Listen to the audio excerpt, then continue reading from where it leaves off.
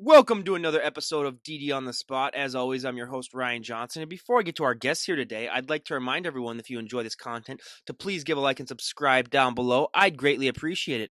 We have Samantha Adams on the podcast. She's coming to us all the way from Texas, which, I mean, like I told her before, I'm just going to rub it into everyone's face that I have from the South on in this time of the year, because this is the one time where my weather might be actually a little bit nicer, because the whole rest of the year on the podcast, I mean, I'm just going to get crapped on because it's going to be, like negative 20 degrees and people be like, oh, yeah, it's sunny, nice in here. But she's on here to share her health and fitness journey. And I mean, we're really excited to have her on. But most importantly, she's our current guest. Samantha, thank you so much for coming on.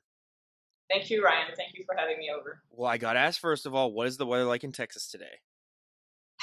It's gray. It was raining for the past 2 days, a lot, really. So flooding and everything. But hey, it's Texas. If you don't like the weather, just wait 5 minutes.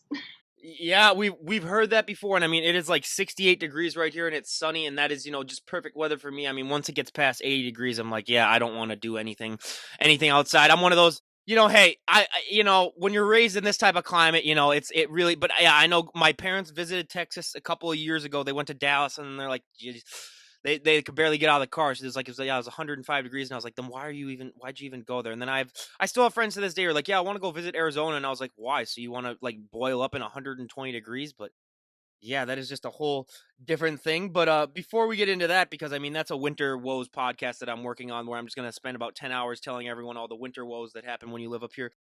You have an interesting story. So you were originally born in France. So what's your backstory with there? Backstory. Well, like I said, I was born and raised in France. My father was American. My mother was English.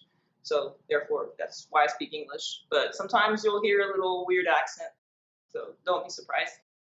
Moved here in 2014. So that's 6 years ago now. Just because I wanted to start over, start a new life. And here I am today, working out, getting fit, all that stuff.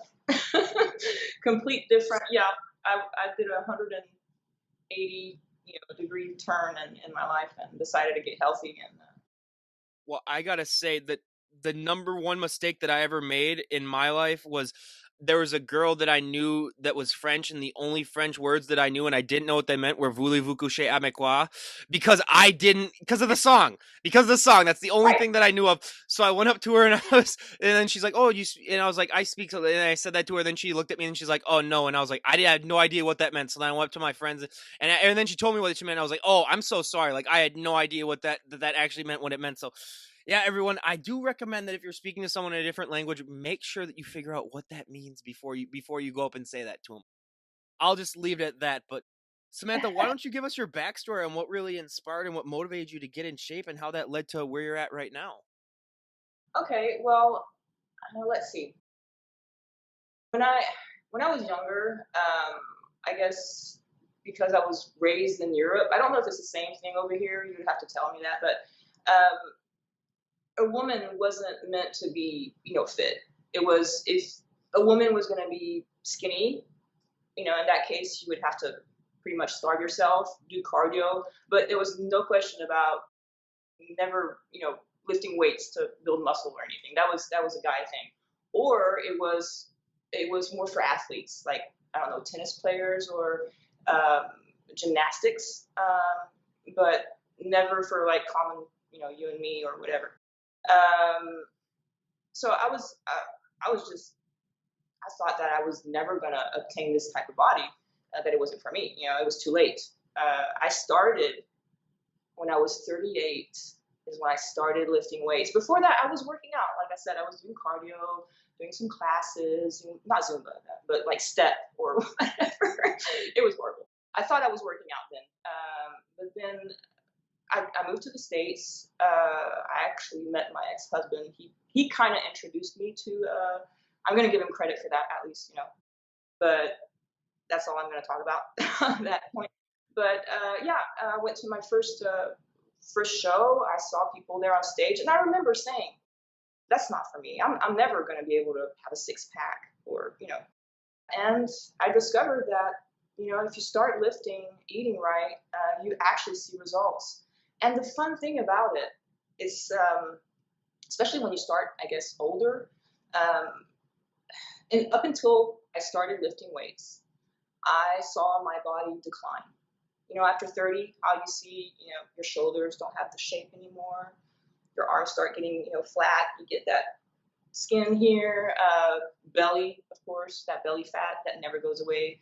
Your butt gets a little, round, falls down a little bit. I'm sure ladies understand what I'm talking about. Well, I discovered that if you start lifting weights, you're not going to put on, muscle mass that quick, but your body's going to start improving.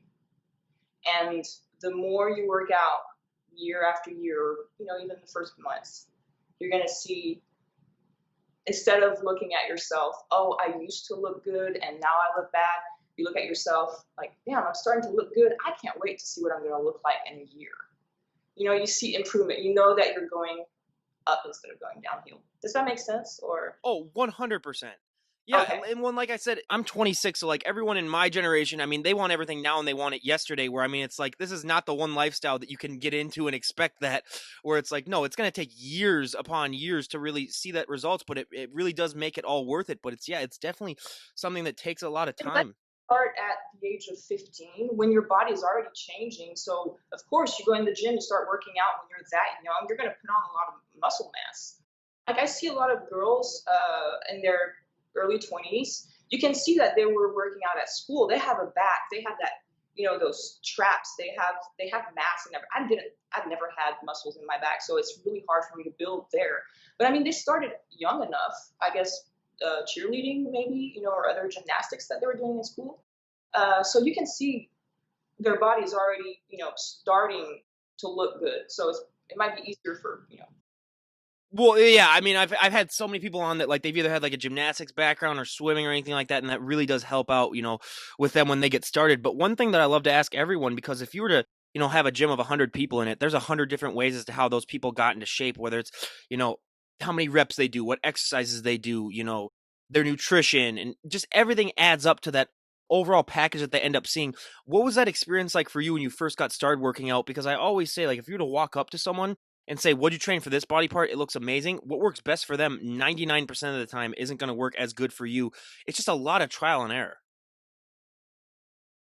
you mean, So okay. so like what was that so like what was that like for you, like sort of figuring out what worked best for your body, because it's a lot of trial and error and it's a lot of just, really just finding out specifically what works best for you. Okay, well, honestly, at first, you really don't know what works best for you. You're gonna try out a little bit of everything. The good thing about going in a gym is that there are other people there that work out, and you just kind of observe and say, oh, okay. One thing that I used to do is that I would observe people. Like for example, my thing was shoulders. I wanted those shoulders. I wanted the delts to pop out because, like I said, after 30, it was flat there. So I wanted to do something about that. That was my number one thing at first. So I remember seeing someone in the gym that had wide shoulders, really nice looking shoulders. So I went up, kind of observed what kind of exercise they were doing, and if I had a question, I would ask.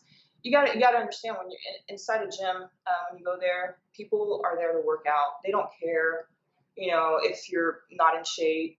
Uh, the fact that you're in a gym already, that you're working out, means that you're trying to change. So people, they respect that and they help you out. If you have questions, 9 times out of 10, there's always going to be one person that's going to be in their little world that's not going to want to answer questions, or they'll tell you nicely usually. But I've never actually met anybody that refused to give some advice of any kind. So you just ask around, see what works. After a while, when you start say developing, your muscles start building, I guess, you're gonna feel the body parts that you're working a little bit more. So, for example, my problem was the back muscles. It was really hard to build. I still have very little there, but I'm working on that. Fortunately, the more I work out that body part, the more I can focus on it. I can feel it. At first, when I was doing like lat pull downs, I could not feel it. Like I remember, it was frustrating for other people working out with me because I was like, oh, I don't feel anything. But then you figure out a few things, like bringing down your shoulder blades. pumping up your chest, that engages your lats, and then you mind and muscle, connection there, and you feel it, and then you work it better. If you can visualize the muscle that you're working, you're doing it right. You got to feel it, you got to visualize it, you got to see it, and that's the best way to feel it. No. Oh, yeah, yeah, absolutely. When you mentioned that your back is one area that you struggled with, what was one body part that really, really took off that you don't have to train as much? I want to say my shoulders, the delts, man. That was like I said, it was the one thing that I wanted to work on the most, and it was the first thing to pop out. I never thought it was going to work out like that, but it did. And I don't know. I can't tell you if it's genetics. I can't tell you if it's the hard work. Either way, it's something that I wanted, and I saw the results. So I'm just going to go with, because I was focused on it. That's what made it pop out. Hey, and I'll go with that too. Maybe I need to really start focusing on the body parts that I really want to catch up to, and who knows, maybe that'll work as well. But we talked about this before we started recording, and I mean, one of the myths and stereotypes that I love to bust on this podcast is that it's gotten better the last 5 years due to Instagram, but there's still so many women that have that fear that if they walk into the gym and they do one exercise, they're going to put on, like 50 pounds of muscle overnight. And first of all, I mean, that's never going to happen. But if it does, give me a call. I'm more than happy to talk to you. But did you ever have that fear when you were getting started? And even if you didn't, I mean, I bet you still hear that all the time now. How do you like to respond to that? Well, yeah, I like you say, I hear it all the time. It's number one fear that women, I don't want to look too bulky. I'm like, really? If it was like that, so many people would be happy. It doesn't work like that, unfortunately. No, it wasn't my fear. I wasn't afraid of that at all. I knew that I could improve my body. That's the one thing I was focused on. Is I wanted to look better, no matter the means. And to put on 15 pounds of muscle, I don't even know if there's a way to do that. If, like you say, if you do have that, like, let me know too. I've been working on it for many years, and I haven't put on 15 pounds of muscle, unfortunately.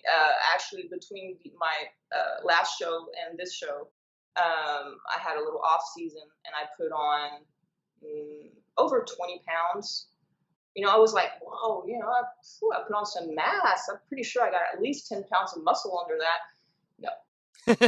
Even though I put on 20 pounds, dude, I lost the 20 pounds that I put on. And, I do see a little bit, the muscles do look a little better than last prep, of course.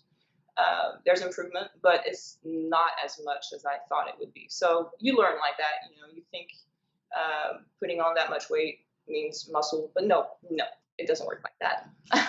Yeah, that's one thing that I've discovered too, and it was a shocking thing where you're just like, you think that everything that you put on, you're like, hey, even if it can be, like a third of it is muscle, I'll be happy. But then you lean down, and then you're just like, oh well, it maybe only was like a pound or two. But yeah, it just shows the dedication that the sport needs. But one of the things that I think impacts women so much more than it does men, but it impacts men too, but just is the confidence boost. I mean, we've heard so many stories on this podcast of women who have made life-changing decisions. It's just helped them better their everyday life. And I always say that's the one thing that you can take from the gym is that confidence boost. How has that confidence boost impacted your life? Oh man, it was wow. Yeah, definitely so much more confidence. Everything changes. It's not just the way you look, the way you feel. You feel accomplished. You wake up and you don't feel. I come from a background. Like a lot of people, maybe, I don't know, drug abuse, alcohol. You don't have a very good image of yourself. You kind of self-destructive. When you decide, that's enough, you want to change your life, you want to get better. Waking up after, you kicked your the day before at the gym, especially after the leg day, usually. You wake up, sometimes you cry a little bit, but you get up and you're like, you know what? And I did it. I'm proud of myself. I did this. I didn't think I could. Most of the people I hear, because I'm also a personal trainer, that's one thing I decided to become after training many years. I decided, why not share that with other people too? Clients would be like, I just can't get myself in the gym. And finally they come and see me and they want to train. And the first thing I'll tell them, I was like, already what you just did right there, kudos to you, because That is the most difficult thing, is coming in the gym, deciding that, you're going to walk through that door. As long as you walk through that door, now we're good. Now we can work. Now we can do stuff. Be proud of yourself just because you did that already. And that's a big thing. People tell me they don't have time. You can always find 30 minutes, 45 minutes, an hour in your day. Just look at your schedule during the day. You wake up, get ready for work, go to work, come back home, do your dishes, eat, watch TV. I'm pretty sure in that amount of time, you can cut an hour. There's an hour you can go to the gym. And at first, you might only find 30 minutes. But if you get 30 minutes in the gym, well, the next day you might be like, you know what? I'd like to stay a little longer so I can do that other exercise. I want to work a little longer on this part. And just, start like that. Start with 30 minutes. The next day you might be there 35. In a week, you might be there 1 hour. At the end, and believe me, you get addicted to this crap. You get addicted to the gym. You get addicted to the results. Because you get in there and you're consistent. You come in every day. And like I said, at first, if you're just there 30 minutes, that's fine. If you're just there 4 days a week, that's fine. But keep improving that. Keep adding a little bit, every day, every week, every month. You will see results. It's not something, you cannot go backwards when you start with, working out, when you start taking care of yourself. It's always something that's going to go forward. It's improving every day. I can assure you that. Anybody will tell you. Anybody who works out will tell you that's how it works. I can guarantee that as well. And I mean, one of the training techniques that I love to talk about on here is time under tension, because it's one thing that I was, familiar with when I was getting started, but it's after this podcast, I've really developed it because a lot of guests have recommended it. Do you like to use a lot of time under tension in your training? Yeah, for myself, I train completely differently than how I train my clients. I feel, training under tension is good when you're trying to connect mind to muscle. Give the time for your mind to feel the muscle that you're using. It's simple example. You take a dumbbell and you hold it like this, your muscle and tension like that. After a while, you're going to start feeling your bicep. It's going to cramp, or you're going to start feeling it. So it's a good way for somebody to feel the muscle that they're not able to locate, for example. I was giving you that, simple example, but there's other examples. 100%. Well, and yeah, and I really appreciate that, because yeah, it's one thing that we hear a lot on the podcast. But speaking of arms, because I always say the one thing that everyone always wants to train and everyone's always interested is training arms. So I always got to ask every guest that I have on, what does an arm day look like for you? Because everyone wants nice arms. That's like the one body part, especially for guys, but for women too. That's the one body part where everyone's like, okay, if I just have nice arms, everything will be fine. Well, it's true. Men are interested in biceps. Women will be more about the triceps. Yep. Because we, after a certain age, we have that skin that falls there. For myself, I used to have like a full arm day. I don't do that anymore because you use arms, like you will use biceps when you're doing back or triceps when you're doing chest. So I kind of I would have to have an off day, but I can't do that because, like I said, I'm addicted. So I'll go 7 days a week to the gym, and on that rest day, I'll do abs and arms. And in that case, I'll start with 2-3 ab exercises, and then I'll do usually a rack run, bicep curl, rack run. I start with 5. No, actually start with 10s, and then I go up. Right now I'm on prep, so I go up to 25. It's hard. And between each set, I go do triceps on the cable, rope pull down. I'll do that set, and then I'll do, I can usually do 21s, with the easy bar. So 21s or, half up, half mid to high, and then full.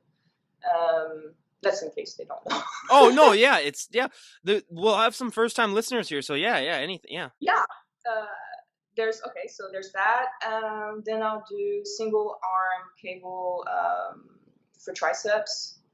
Usually aiming all 3 of the heads, and because also you know that, but the tricep is, like 2/3 of the size of your arm. Oh So my if you god, if you have nice triceps, that helps with the overall look of your arm too. It really does. right, Yeah, yeah. It's ridiculous how much, and it also helps with that illusion too. Where like, yeah, I have really good triceps. You can't tell because I'm wearing a sweater right now, but like I can I can sometimes just just do a tricep on them, and then it makes my arm look 10 times bigger than it actually really is. it is. It actually is bigger. The tricep Yep. muscle is bigger. So it will. You do want to work on that. I like doing biceps before triceps because of that reason. Yep. The tricep is always going to take over. Um, and last exercise, I like doing concentration curls, either in preacher or concentration single arm. And sometimes I finish on dips. Okay, it is pretty much an arm. Yeah, when you want to be technical, yeah. Yeah. Well, But hey, I'll do like sets instead of four. yeah. Yeah. Well, so like you said, you have to go every single day. When was the last time you actually had a rest day? If she has to think back that long, everyone, jeez. I might have, you know what? I might have had a rest day, but it was unfortunate because I didn't wake up. Oh, yeah. Because I go work out before going to work. So like I wake up right now. I wake up at 4. Oh, I do my fasted cardio. Well, yeah, dude. I got a show in 3 weeks, so I yeah. got to work on that. Do my fasted cardio. Eat my first meal, and then I go to the gym, work out for a good hour, and then. But I used to work out twice a day, and I had to cut that because it was getting hard. So I work nights, so I usually go to bed around like 3 or 4 in the morning. So I always find that funny that I'm going to bed usually around most of the time my guests are waking up. So Yeah, yeah, yeah. So yeah, she'll be walking out the door and I'll be walking in and just be like, "Yeah, have a nice day. Yeah, I'm gonna go to sleep now." So, but no, that's just amazing. But you brought me into perfectly. I mean, I love to always ask, what is your relationship with cardio like? Because I'm one of those people where I absolutely hate cardio. Like I'll do it, but you'll never see me with a smile on my face. What is your opinion or thoughts on cardio? It's really weird the relationship people have with cardio. Um, I'm not gonna say I love it, but I don't mind it. I guess because it's the first thing I do in the morning. I don't have time to think about it. I literally walk out of bed, go on my bike, and do my cardio. And it kind of wakes me up. So yeah, of course, I'll be sweating, but I feel weird if I don't do my cardio in the morning now. It's a mechanism. You gotta find your kind of little routine thing. It's true that if I had to wait maybe and do it later on in the day, I probably wouldn't appreciate it. It's probably the best thing to do when you're not enjoying your cardio. Just try to hit it first thing in the morning. So like that, it's done. It's over. No, oh, yeah, then that's well for me too. I usually wait until later in the day, which is not the best thing to do, which I also recommend too. But sometimes hey, you just can't do it early on. But I mean, we haven't talked about this, and it's the most important thing when it comes to this healthy and fit lifestyle, and it's the nutrition. I mean, so many people do not understand that it's just so. I mean, I still have some friends to this day who, God bless their soul, but they're still like, hey, if I work out, 5 times a week, I can, have pizza, like 2 or 3 times a week, and I'll still look great. And it's like, well, yeah, because you're 25 now, but maybe 10 years from now, tell me about that, and then see what that's like. But so, I mean, what were some of the bigger nutritional changes that you made when you really started to take things seriously in the gym? Well, I had no idea the amount of protein I had to intake. That is the number one thing. I started working out 6 years ago, and I really just about 2.5 years ago started to eat right, properly, and eat the right amount of macros because I didn't know. I thought, well, one of the first things is that I thought, like your friend said, I could eat pretty much what I wanted. Yeah, I'm working out, I'm burning, the calories, yay! But it works at first, but very fast, it kind of comes and bites you in the butt. You got to be really, really careful with that. You're like, oh, okay, because you're making changes. Your body is it's in shock. You're working out, you're burning calories, you're building muscle, and so you're gonna start seeing your body, reduce, fat in places. So you're like, okay, this is working. I can eat now, and you start eating carbs usually because that's the one thing you're craving and you want that energy, and it backfires real fast. So you got to be careful. Um, protein is very, very important. That's one thing I didn't know when I started working out. I mean, I did know that protein, was there to build muscle, but I didn't know the amount. And that's one thing. If you're going to start working out and that's your goal, building muscle, and I'm not talking about being bulky. I'm talking about actually protein is very important for many things, not just to build muscle. It's for your cells, for anything that your body creates, anything that your body makes, your blood cells, your anything. Protein is the number one thing. What's your go-to protein that you like to have? As in the type of foods? Yeah. Chicken. Yeah. Chicken is my number one. Of course, every now and then I do like some steak. But I don't eat that much red meat, and right now I don't have any red meat because of prep. But now my number one thing is sorry, I was going to say fish. Ooh, what's wrong with me? No. Hey, No. hey, well, I'm from the land of 10,000 lakes, where I mean, there's a ton of fish up here. So fish is all right for me. Like our Major League Baseball team, we actually have like fried walleye as one of the things that you can buy at the stadium. So it's Okay, so I don't know what that is, but it's a fried fish. walleye is a fish. Yeah, it's a Okay. fish, but it's fried. Yeah. Okay, so I was going to say fish is good. The fried part. Yeah. Oh no. Yeah. Yeah. And we have like a state fair where you can get like stuff like that too, where it's just absolutely it's absolutely ridiculous here. But can you be one of the people that also just agrees with me when I say that when one of my friends says that I have a hamburger, that is not protein?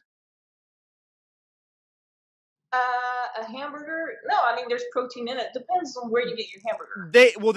They'll go to like McDonald's or Burger King and they'll be like, oh yeah, Oh yeah. that's my protein for the day, and I'll be like, no, come on. Oh yeah. If they expect that burger to be the amount of protein they need for the day, they are completely wrong. Yes. Yeah. There's going to be more. It's empty nutrients right there. We're also talking about a guy who's like, I know him, he's like 6'5" and like 220 pounds. So yeah, there's no way that that's all of his protein for the day. Yeah. So, yeah. And much more. he missed Yeah. he missed a little bit of it. Yeah, but I mean, one of the things that I always say when it comes to, bodybuilders and prep is that, I mean, just to be able to get in shape, to be able to go on a prep takes so much hard work and dedication that 95% of the general public wouldn't be able to do it. But going on a prep, I mean, you are notching things up to an insane level. I mean, your nutrition has to be perfect. You have to get all of your workouts done. I mean, everything just becomes so scientific. What is that, mental adjustment like for you as soon as you enter in a prep? Because everything just becomes so down pat and it just becomes so wired in. What does that change like for you? Well, when you're working out for a certain amount of time, you reach certain goals. You're like, okay, like I said, I wanted the shoulders. I got the shoulders. And after that, I was like, oh, I want a six pack. I sort of got a six pack back then, but. I've seen her Instagram photo. She has a six pack, everyone, yeah. Oh, yeah. Now I do. But, you set yourself some goals. But after a while, you're like, I need more. I need something a little more challenging. That's when you decide, to go on a show. And so the changes, yeah, you're gonna have a lot of changes, nutrition wise. You're not guessing anymore. You got to do things a certain way, and there's some people that are able to do it by themselves, which is kudos to them if they have the results and they have that willpower, because that is number one thing. After a certain while in your prep, because you start out at 17, 18 weeks out. You can start out at 16 weeks. It depends on how good you are at changing like that. This prep was the longest in history of preps. We started in January 27th, I think it was. The show was supposed to be in May, but it got postponed. So we didn't want to stop and go back again later on. So we kind of stayed in prep mode the entire time. So now I'm reaching what 33 weeks I think of prep. So it's been hard. It's been really difficult. But if I had to do this by myself, I probably wouldn't have been here, at this point today. I have a coach, Joe Galtu. He's and I pronounced it French wise. He's gonna love me for that. Anyways, yeah, you need to have somebody to be accountable. Does it make sense?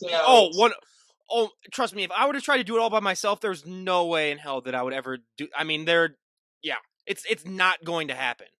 Yeah, you need somebody that will look at it from the outside too, because you see yourself every day in the mirror, and you walk past the mirror, you're always going to, contemplate and all that. One minute you're going to feel awesome, like, oh wow, this is exactly what I'm, where I'm supposed to be, I love it. And then 5 minutes later you're going to get to another angle, different light, you're going to be like, whoa, that is not at all, no, we're not going to, this is not going to work. But then you have your coach, and he's going to tell you, no, you're doing good, this is, we're doing good work. Now we're going to change a few things, and so it's good to have somebody to be reliable. Yeah.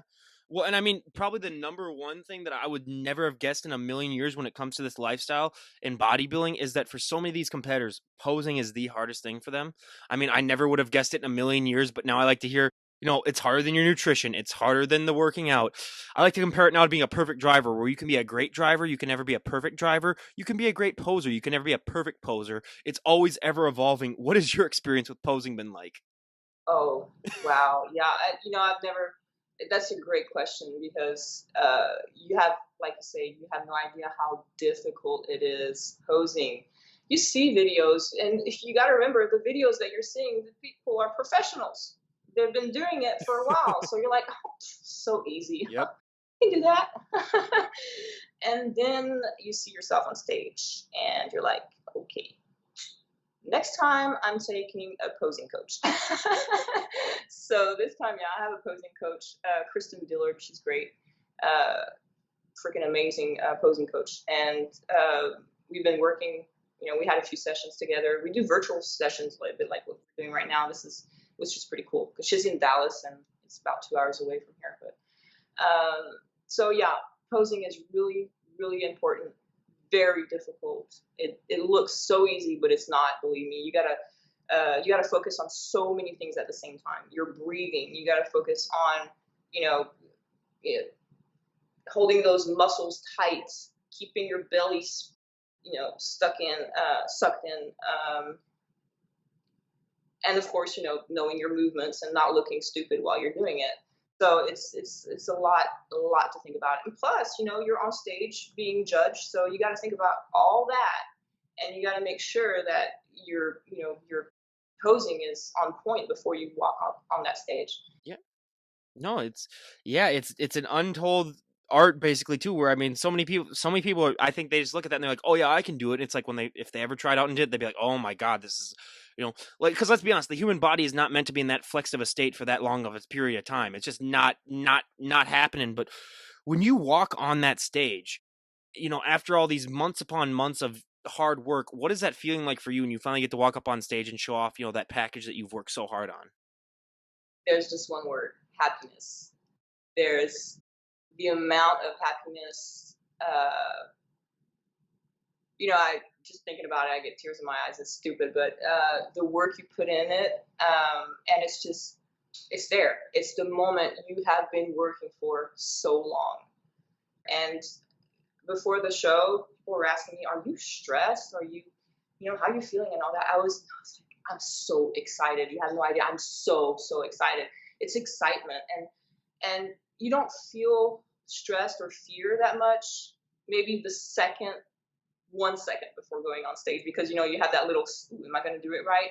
But other than that, when you're in backstage with all the other athletes, everybody's there, everybody's worked their ass off. Everybody's been putting the work. Everybody's happy to be there. There's no, uh, you know, it's a little family gathering. It's awesome. I remember talking to someone that was wanting to compete, and they were asking me, people have been telling me that maybe I should, maybe I shouldn't, and she was asking herself so many questions, and I was like, you know, forget about all those people. You're not going on stage for them. You're going on stage for you, and the work that you're going to put in. The amount of work, you're going to see the results, and you're going to be celebrating that moment, the moment you step on that stage.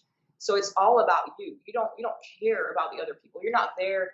It's a competition, but you're not there to compete against other people. Really, you're there to compete against yourself, because, like you said earlier, it's the state of mind you need to be in the work that you put in to uh, to reach that moment, it's yeah, Yeah. walk on stage and it's just fabulous. I can't wait. Well, yeah, and I was lucky the fact that like playing baseball, I got to do it, like 2 or 3 times a week, but that's the only thing that I can really compare it to. But yeah, like I always say, it really makes you appreciate the sport more when you realize that, like, yeah, some of these people, like you said, 33 weeks just to be on that stage for maybe a minute. It really just shows the hard work and dedication where you like to go through 33 weeks of that just for 1 minute. It's like, God, that's just a different, like I said, it's a different breed of people that really are willing to, put themselves through that much just for that. And that's just so great. But what is a go-to post-show meal that you like to have? Oh. I already have planned every meal that I'm gonna have for the next week after the show. I think the number one is going to be, of course, right off the stage. It's going to be cookies. I'm a big cookie fan. Any kind of chocolate chip cookies, I'm in. After that, it's going to be pancakes and a nice burger and maybe cheesecake because I mean the show's going to be right next to Cheesecake Factory. So when you're talking about pancakes, are you talking about pancakes or crepes? Oh no. I was gonna say French. I gotta make sure. I gotta make. Well, I wouldn't. Well, I might find somewhere where I can find some crepe Yeah. over here, but yeah, I love pancakes. Yeah. I'm not gonna lie, I love that. Just the maple syrup on that. Oh. Yeah. I live close to the Canadian border, so we get some of the best maple syrup around. So yeah, that's yeah. Ugh.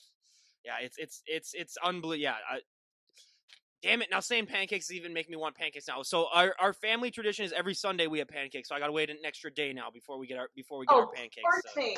My poor, I know. I feel Love it. everyone, just give me more sympathy. That's all I've been asking for my entire life. But but yeah, but one question that I found interesting as soon as you mentioned that you were originally from France is what was it like for you adjusting to the French weather as opposed to the Texas weather? Because I think you went to sort of like two extremes on that part.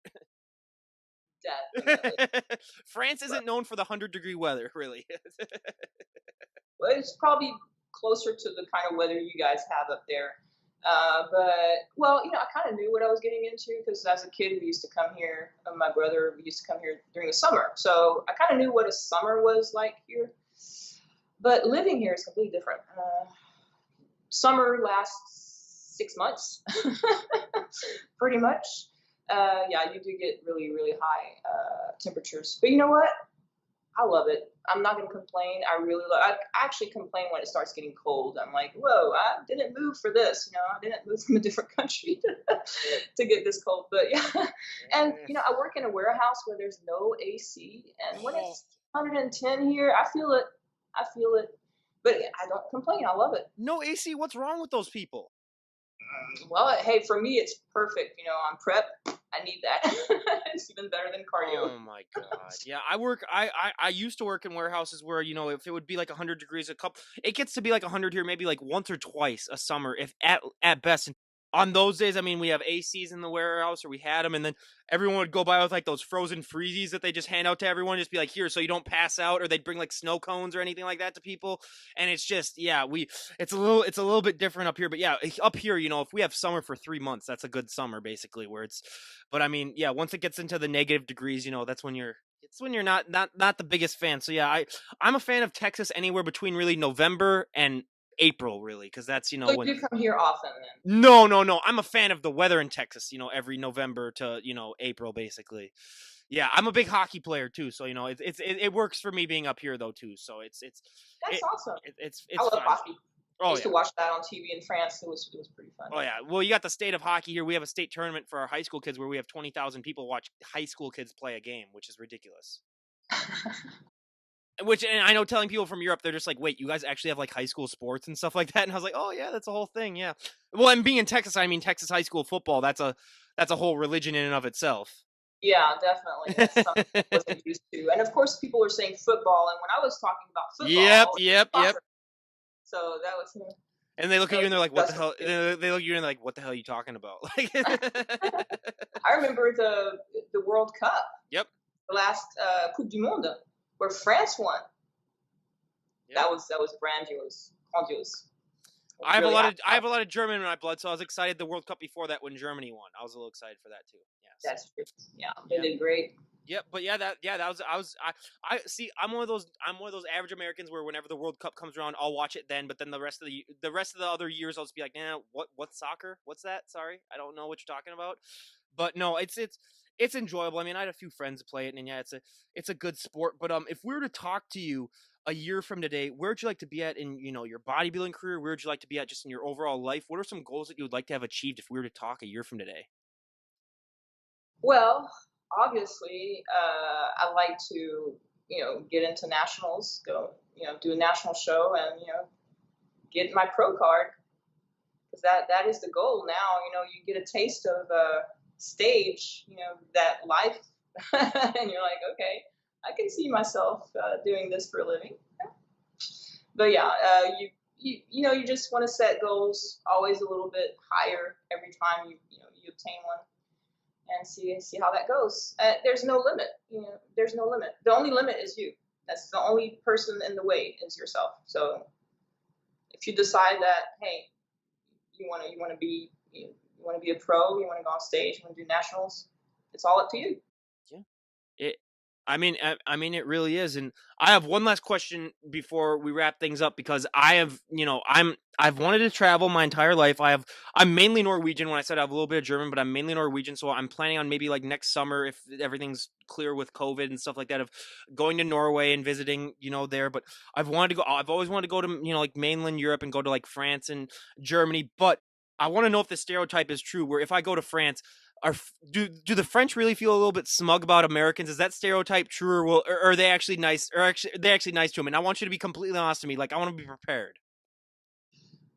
Well, okay. Yeah, see when she's getting ready to say that, I know that it's gonna be yeah. They kind of are a little bit, yeah. no, the thing, it depends where you go, really. The problem in Paris, for example, is so full of tourists. People are kind of fed up because there's a lot of tourists, and usually they're loud, and that's kind of the how do you say? Stereotypical American really is just Thank loud. you. Yep, Yes, is that they're loud. Yeah. So I you fall into that category, unfortunately. Yeah. and Parisians are not known to be the warmest people, and that's mainly the reason why I left Paris, because I was just tired of that negative vibe. I wanted something a little more welcoming, and that's why it was. When people ask me what's the difference, I was like, there's no comparison. It's Yeah. night and day. It's two completely Well, and different. you're in the southern hospitality part of the United States too, in Texas. Yeah, so that's a complete difference. Yeah. Completely, yes. I love it here. Really, it's films. I felt welcome since day one. People are very open. Well, I had someone who was originally born in Germany on yesterday, and they're talking about. I said, like, what's the biggest difference? And they're like, people actually say hi to you when you're walking down the street. Like that's Yeah, something that's unheard of in Europe. Like, and I yeah, wasn't aware of that. And they're like, yeah, that people don't like even like at the grocery store. Like there'll be people who are checking you out. They don't even look at you. They'll just yeah. get your stuff. And I just because I've been raised in this environment, like I found that to be almost impossible to believe. But apparently, it's true. I guess. It is. He's completely right. Yeah. You don't need a hello. I mean, just probably recently, when you walk in a store, maybe sometimes you'll get a nod from the store owner, but usually it's like people just they walk straight. They look on the ground, especially in Paris. You want to look where you're putting your feet because it's pretty nasty. You don't want to step in some stuff. But yeah, the people don't look at each other. It's just yeah. You'll see it if you go there. But don't get me wrong. You want to visit it, go ahead. It's a beautiful city. It's great to visit as a tourist. You will see things that you'll never see anywhere else. But don't expect people to be very welcoming. That's all. Well, I'm kind of creepy, so I want to go see the catacombs. That's my thing that I want to go when I go down and see. Well, I've been there. I've visited the cat, Yeah. but not the one, the tourist kind. I went. Oh, the real cat. Yeah, Oh, the real cat. Yeah. that movie there that they Yeah. filmed. Yeah, well, that's the kind of parts that I saw. Like Ooh. ew, yeah. It's I kind of was young. yeah. It must have been kind of weird seeing all those skulls there. And I mean, I can't imagine what I've just heard about it, and I've always been fascinated by it. So yeah, that's definitely But there's visits. Yeah, there's visits. You can yeah, go and visit it. which is great. Yeah, I've always wanted to go do something like that if I was there. But before we wrap things up, is there anyone that you'd like to give a shout out to before we wrap things up? Well, yeah, for sure. Give a shout out to my coach, Je Cantu. I like saying it like that. So what does that mean in English then? If you're using him by French? in English, Joe Joe? Okay. Cantu, Cantu. Okay. but I call him Joe Cantu. Joe Cantu. It's Okay. my Yep. French accent. Yep. Kristen Dillard, who's my posing coach, she's great. Let's see. Sup store is Fit Sups Tyler. They're great. I mean, they have like the best protein there. It's called Astro Flave. I'm not kidding you. That is the best protein powder I've ever had. It's delicious. It doesn't taste like protein. It just tastes like straight candy. Delicious. And my previous coach, her name was Melissa Cayley, and she's a great coach too. IFBB Pro figure, and she's a sweet lady too. So that's pretty much all the shout outs. Well, so you did mention that you say you're coaching your friend's name. So how would you pronounce Ryan Johnson in your French then? Ryan Johnson. Okay, see that sounds even better than it is right now. I thought it would be like Rianne or something like that, but that's even better. That's even better, but that's a whole. Well, I different mean, you can like really French it. Ryan Johnson. Ryan Johnson. Yeah, you can have fun with it. Yeah. It depends on the person trying to pronounce it. I had a French teacher that just absolutely wanted to pronounce my last name Adams. There's no reason why you would pronounce that S. Samantha Adams. Adams. Yeah. Yes, and I was like, I don't like the sound of that. But whatever. Well, and again, Samantha, we cannot thank you enough for being on the podcast and sharing your journey. I mean, I really, really appreciate it, and we wish you nothing but the best of luck. And I couldn't think of a better way to end this. Can you give us a front double bye? And everyone we need inspiration now to go to the gym, and everyone just look at that. That's not even fair, everyone. I mean, we all need to definitely go hit the gym now. We all need to go and hit the gym now after that. So, but again, you guys, this is Ryan Johnson, DD on the spot, signing out. Have a great day, everyone.